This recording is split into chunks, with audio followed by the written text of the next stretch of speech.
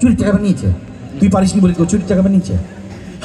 সব থেকে বেশি আধ্যাত্মিক মিথ্যে কথা বলি আমরা ছেলেরা। কেন?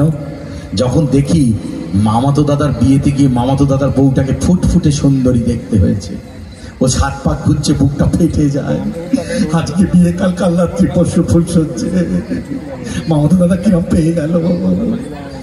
তখন ভিতর হয়, তখন বলে রাত্রিবেলা দুপে খেয়ে বলে ও মেয়ের ভূগোল ভালো, ইতিহাস খারাপ, তুই দেখে যা।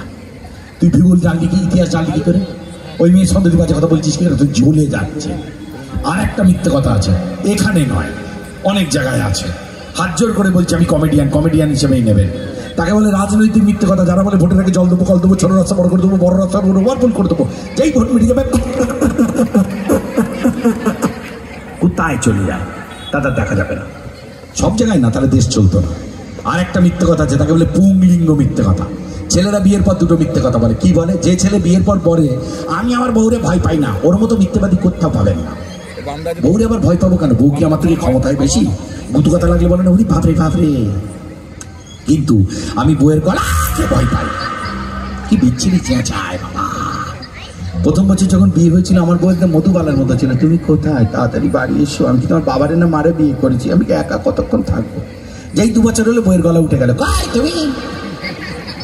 আর 3 বছরের মাথায় বউ কি বলে, কি মাছ কিনেছো? থেকে কিনতে পারো না? আমার বাবার মাছ কেনা তুমি দেখোনি? ওর বাবা দাদা ছাড়া কেউ মানুষ না পৃথিবীতে এনাদের। আর 4 বছরের মাথায় বলে কোথায় বিয়ে হলো, কপালের গলায় ঝুলে গেলাম। কি বিয়ে হওয়ার কথা ছিল, আমি কোথায় এসে পড়লাম? ভগবান আমার মাসি বারণ করেছিল বাড়ি যাস না, তুই শেষ হয়ে যাবি। আর 5 বছরের মাথায় আমরা বইয়েদের কথা কিরম শুনি বলুন তো? বইয়ের কথা এরকম হয়, সবই এক মানে।